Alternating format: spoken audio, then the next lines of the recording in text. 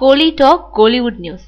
AR R வீட்டு சுவர்ல கிறுக்குன மர்ம நபர். தமிழ் சினிமாவில தன்னோட இசை பயணத்தை தொடங்கின ஏஆர் ரஹ்மான் பின்னாடி பாலிவுட்டுக்கு போனாரு.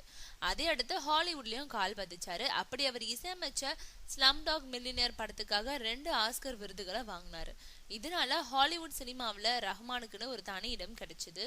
அதனால பின்னாடி தமிழ் படங்களுக்கு இசையமைக்க வந்த போதும் ஹாலிவுட் படங்களை அவர் தவிர்க்கல.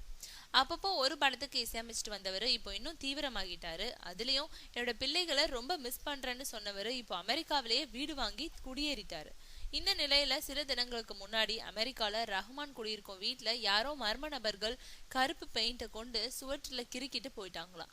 ஆனா அதுக்கு எந்தவித எதிர்ப்பும் தெரிவிக்காத ரஹ்மான் அதை போட்டோ எடுத்து தன்னோட ட்விட்டர்ல வெளியிட்டிருக்காரு. ஆக ட்விட்டர் மூலம் இந்த விஷயத்த உலகறிய செஞ்சிருக்காரு.